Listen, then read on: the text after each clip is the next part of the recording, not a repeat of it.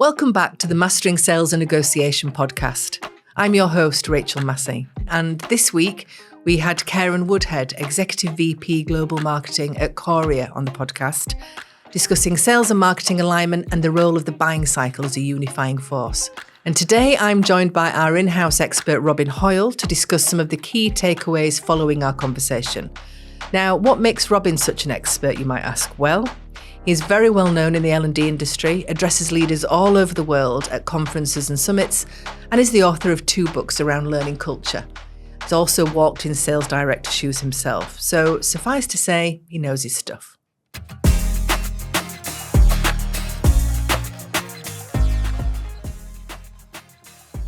So welcome back to the Mastering Sales and Negotiation podcast from Huthwaite International. We're going to go through the last conversation that we had with Karen Woodhead and the sort of sales and marketing synergy that we were discussing. And I just thought we'd try and get to some quick wins. What are the things that we really could pull out of that conversation? So one of the things we discussed was the pipeline lead qualification process. And we get asked this so many times. What would you think was a quick win there?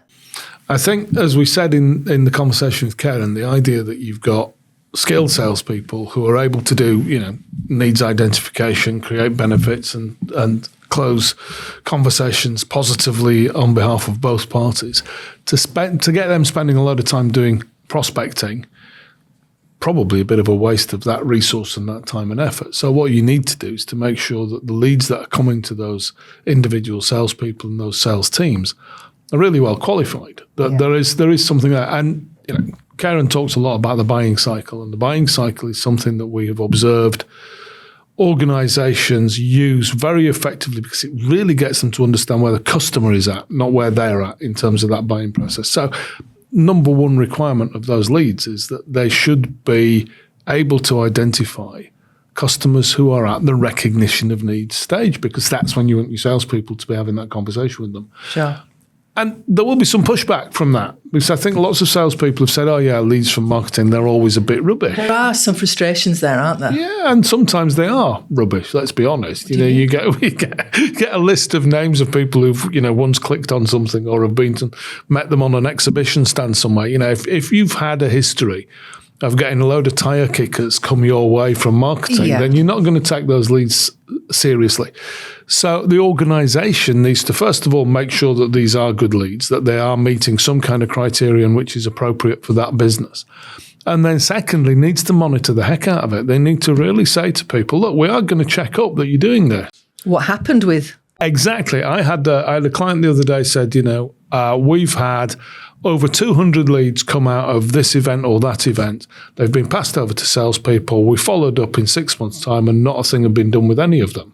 To which my response was, well, regardless of how good or how inappropriate those leads were, 6 months? Yeah. I mean, really? Why weren't you on it within 6 days? Yeah, it needs to be the week. After, so that we're absolutely getting people while they're hot, while they're warm, while they're still in that process. But, number one, what are the leads that you're giving people? And can you actually define where those customers are on their buying cycle and feed that through to your salespeople? Because that will help enormously. Agreed. One of the other things that was highlighted in the conversation was the importance of the insights from and for the sales team, and particularly in the implementation side of the buying cycle. Yeah. What would you say the quick win is there? I think this is a really important piece. I think there's a couple of things, and Karen alluded to this idea of the customer success team getting involved in the implementation phase. And if there's one area of communication that can be significantly improved, it's that of between the salesperson who has done the deal and the customer success team who will be involved in its implementation. That communication, really, really important. Make sure that they understand what has been bought, why. And the why is the big important thing there. Yeah. What may change, but the why probably won't. So what's the reason for making that purchasing decision? I think then further down the line, that idea of expecting that salespeople will actually share information between each other, that honestly doesn't happen. It doesn't, does it? Don't think that that's going to happen. In a lot of organisations, it does not exactly. And so that idea of giving space and time, one of our clients created a community of practice. And what they said was that our salespeople learn more from each other than they do from the management, and they do maybe even from the course to some extent. There comes a point when you've got the basics, you understand what you've learned, but the implementation continues to evolve and develop. And it helps if people can speak to somebody else who's got that same understanding and is having similar issues and similar challenges, but also similar successes and similar great wins. And so when I occasionally speak to salespeople and say, well, did you not talk to your colleague over here about what they did? And they went, oh, did they? No, I didn't know anything about that. And they work in the same office or they work in the same territory, and they've not shared that information there. So think about how you can amplify the successes that you have across the sales team simply by sharing some of those messages. And there's some insights. And then the final area is this idea of the salespeople being the conscience of the organization. This is not just for marketing. This is also for product development. To say, look, we have spoken to client A, B, and C about these challenges and these issues that they face, and we do not have a solution for them. We do not have something in our portfolio which matches that need. And what we do have in our portfolio slightly misses the point, misses the mark, doesn't get that. So that is really useful customer insight.